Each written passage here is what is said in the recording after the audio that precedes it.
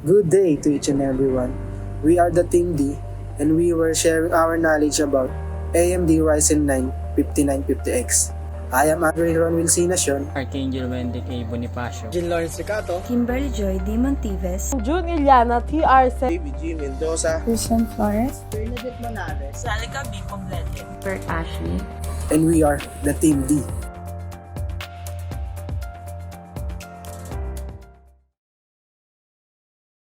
For the best possible VR experience, AMD offers select Ryzen VR Ready Premium processors. Ryzen is a brand of x86 or 64 microprocessors, designed and marketed by AMD for desktop, mobile, and embedded platforms based on the Zen Micro architecture. Advanced Micro Devices Incorporated, or AMD, global company that specializes in manufacturing semiconductor devices used in computer processing. The company also produces flash memories, graphic processors, mother chipsets, and a variety of components used in consumer electronic goods. The company is a major supplier of microprocessors or computer chips. AMD is based in Sunnyvale, California. AMD was founded in 1969 by Walter Jeremiah Sanders, a former executive at Fairchild Semiconductor Corporation, and 7 others. The company released its first product in 1970 and went public 2 years later, in the mid-1970s. The company began producing computer chips, and in 1982 the company began supplying second source chips for the Intel Corporation, which made the microprocessor used in IBM personal computers, or PCs. In 1996, AMD acquired a microprocessor company known as NextGen and began branching out from the Intel-compatible chip market. In 2000, AMD introduced the Athlon processor, which was designed to run the Microsoft Corporation Windows operating system. And in 2003, the company released the Opteron chip, another product that showcased the company's ability to produce high-end chips. In 2006, AMD absorbed ATI Technology, a manufacturer of video graphics card for use in PCs. In 2008, AMD announced plans to split the company in two, with one part designing microprocessor and the other manufacturing them. So the announcement followed news that the Advanced Technology Investment Company and the Mutabala Development Company, both based in Abu Dhabi, would acquire a controlling interest in AMD pending approval by shareholders and the US and German governments. In 2009, following a series of complaints lodged by AMD, the European Commission fined rival Intel a record of 1.6 billion euros for engaging in anti-competitive practices that violated the European Union's antitrust laws. In 2014, the company was restructured into two parts, computing and graphics, which made the processor for personal computers, and enterprise, embedded, and semi-custom, which made more specialized processors. And that's all we have for the AMD manufacturer's background. And now let's proceed to the AMD features and specification. Now let's get into the technicalities with the specifications of Ryzen 9 5950X. The Ryzen 9 5950X has 16 core processors and 32 threads, which means it can handle multiple workloads and tasks at the same time. The Ryzen 9 5950X has a 3.4 GHz base clock that can boost up to 4.9 GHz, which means many cores running that fast can chew through multi-core workloads.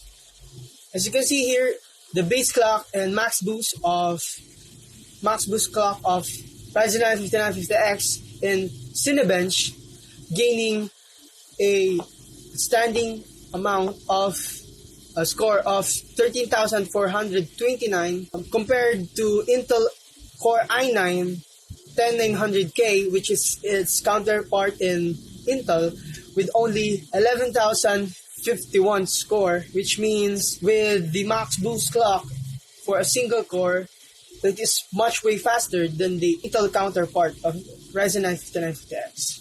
The AMD Ryzen 5950X 3.4 GHz 16-core AM4 processor features 16 cores and 32 threads to support challenging applications load and multitask instantly. The 7nm 5th generation Ryzen processor, designed for socket AM4 motherboards using the powerful Zen 3 architecture, offers significantly improved performance compared to its predecessor. In addition to 64 MB of L3 cache, with a base clock speed of 3.4 GHz and the maximum boost clock speed of 4.9 GHz, the Ryzen 9 5950X is designed to provide the performance required to handle tasks ranging from content development to immersive gaming experiences smoothly. AMD's Ryzen Threadripper 2990WX with 3.0 GHz 32-core STR4 processor is a powerful 64-threaded 32-core processor designed for Threadripper 4 motherboards. The second generation Ryzen processor, designed with Zen Plus core technology, an advanced 12nm process, offers improved performance compared to its predecessor. It has a base clock speed of 3.0 GHz and can achieve a 4.2 GHz maximum boost clock speed. In addition, it features 80 MB of combined cache, 64 Gen 3 PCIe lanes, and quad-channel DDR4 RAM support.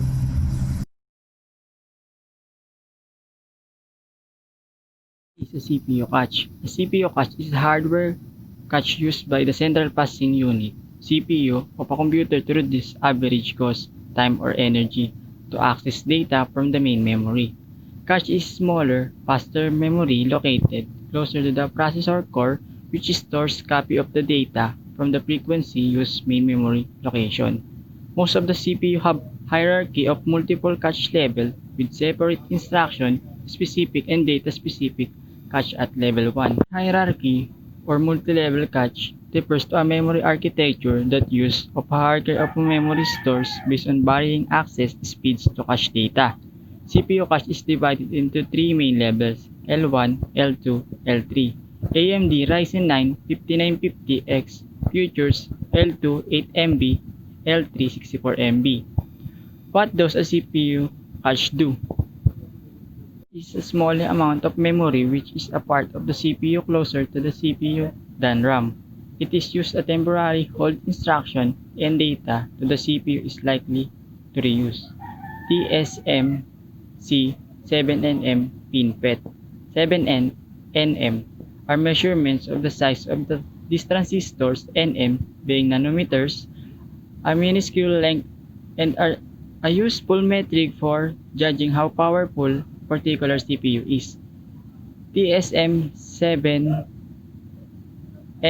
FinFET has a 20% speed improvement and a 40% power reduction. 7nm FinFET.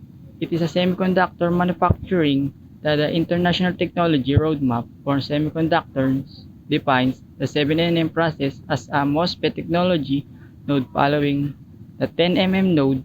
It is based on FinFET, Thin Field Effect Transistors technology, a type of multi-gate MOSFET technology. AM platform support physical CPU, packaging memory, compatibility, and everything else. It all stays the same with the Zen 2, that because AMD is using the same 12nm 10 die used on Zen 2. The chiplet approach that Zen is built around allows AMD to simply plug and play the new Zen 3 chipset with the old Zen 2 10 die. Socket AM4 is a microprocessor socket used by AMD's central processing unit built on the Zen excavator architectures. AM4 was launched in September 2016 and was designed to replace socket AM3 Plus, FM2 Plus, and FS1B as a single platform. PCIe 4.0 stands for Peripheral Component Interconnect Express. It's a standard that allows your PC to communicate with various expansion cards, be it with your GPU, sound card, Wi-Fi, or Ethernet adapters, and even M2 SSD storage, coming in at X1, X4, X8, or X16 lanes. The higher the number essentially means the more bandwidth available. PCIe 4.0 can support so much data it may very well end up being helpful in the sense that it will free up PCIe lanes, allowing for more devices to connect without any of them being bottlenecked.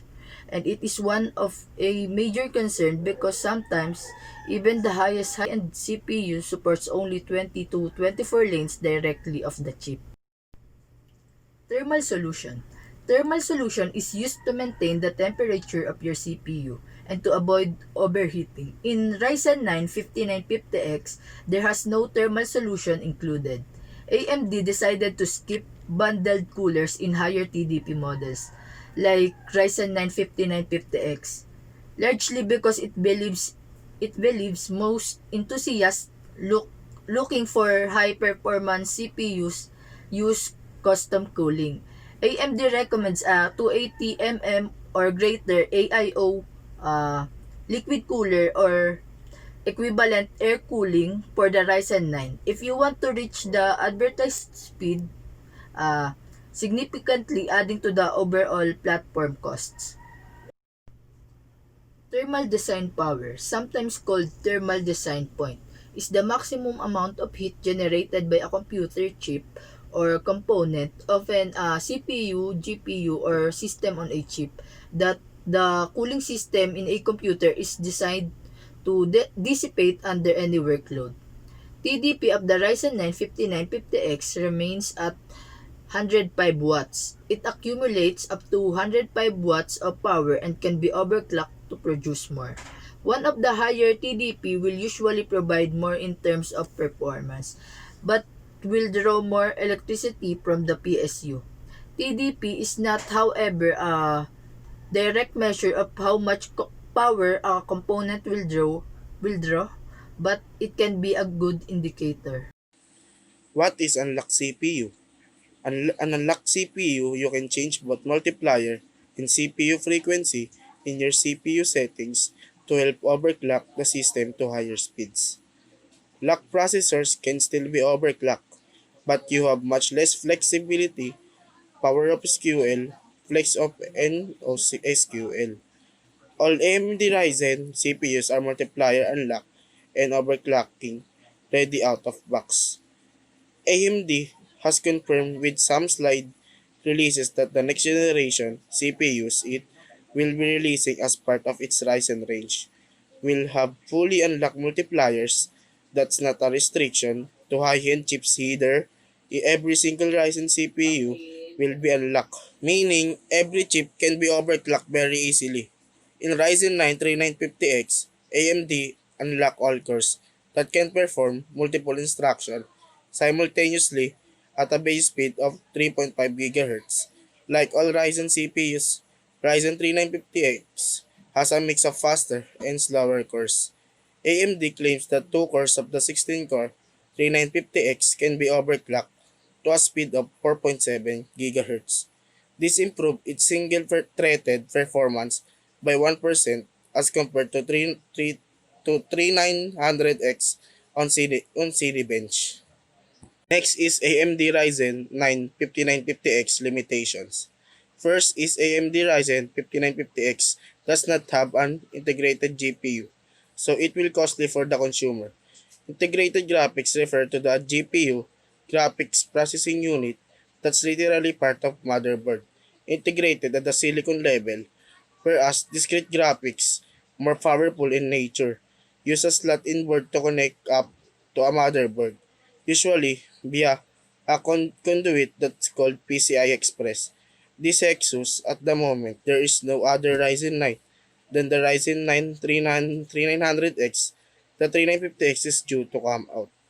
As others have mentioned, AMD put a G suffix on CPU, thus have their integrated GPU Vega 811 currently on only the Ryzen 3 and 5 series submodel with the suffix of G, but the Ryzen 3 900X and Ryzen 3 950X are X series processors, meaning they don't have an integrated graphical processing. So, you will have to buy a discrete graphic card alongside the processor. Note that all the Ryzen processors with a G in their model name have integrated graphical processing unit, but for the X series, you have to buy additional graphics card. And AMD Ryzen 950-950X is only designed for the desktop computer. Ryzen, pronounced Ryzen, is an AMD CPU aimed at the server, desktop, workstation, media center, PC, and all-in-one markets. The shared socket also makes it easier to upgrade from base APU systems to discrete graphic cards along with FX CPUs for upgrades as well as those looking at start entry level. And now, I will be discussing the comparison between the AMD Ryzen 950-950X to Intel Core 910-900K. As we can see that the core, thread, and level 3 cache of AMD Ryzen 950-950X are higher than the Intel Core 910-900K, while the base clock and boost clock of the Intel Core 910-900K are greater than the AMD Ryzen 959X. It means that higher specs, the better. And the lithography and TDP or thermal design power of AMD Ryzen 95950X are lower than the Intel Core 910-900K. It also means that the lower specs are better. What is Cinebench R20? It provides improved benchmark accuracy to test if a machine runs stable on a high CPU load. Cinebench is a real-world cross-platform test suite that evaluates your computer's hardware capabilities. Cinebench R20 uses the M-Line engine for ray tracing and the new benchmark, according to Maxon, can handle advanced features of modern AMD and Intel CPUs, making it up to twice as fast as before.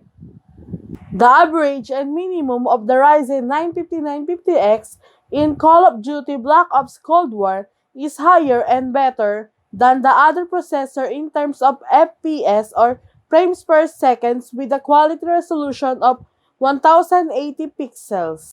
In Godfall, the Ryzen 9 5950X reaches the max frame rate of 205 frame rate per second, compared to Intel i9 10900K that reach about 200 frame rate per second. And in minimum frame rate, the Ryzen 9 5950X has 166 frame rate per second, compared to 161 frame rate per second of Intel i9 10900K. Based on the reviews in this game is GPU demanding. That means the game itself is dependent on the GPU. But when it comes to CPU benchmark, the performance of Ryzen 9 5950X is higher compared to Intel i9 10900K. In Watchdog Legions, the Ryzen 9 5950X reaches the max frame rate of 115 frame rate per second, compared to Intel i9 10900K that reach about 109 frame rate per second. And in minimum frame rate, the Ryzen 9 5950X has 79 frame rate per second, compared to 75 frame rate per second of Intel i9 10900K. In Player Unknown's Battleground, also known as PUBG, the Ryzen 9 5950X reaches the max frame rate of 220 frame rate per second, compared to Intel i9 10900K that reach about 210 frame rate per second. And in minimum frame rate, the Ryzen 9 5950X has 171 frame rate per second, compared to 166 frame rate per second of Intel i9 10900K. Summarize everything. The Ryzen 9 5950X16 cores run at a base clock speed of 3.4 GHz and can boost up to 4.9 GHz. Ryzen 9 can do multi-core workloads, extremely fast, and perfect for gamers. CPUs aren't only for gaming though. When you consider the lower cooling requirements, awesome power efficiency, platform superiority, and unrivaled multi-threading prowess, and the cherry on top highly competitive gaming performance, then the 5950X is the king. So we all know that Ryzen 9 is very well good kasi base clock pa lang 3.49 GHz, which means mabilis mag-process yung processor niya. So maganda siya for gaming kasi there's a lot of tasks during the game. So there's a lot of good processor actually. Bali, nagkakaiba lang sila kung saan nyo siya gagamitin. Like, you could use it on gaming, of course. For editing, office, yeah, such as yung mga architects, engineers. And that is the end of our group presentation. Thank you guys so much for your interest and attention. Have a nice day.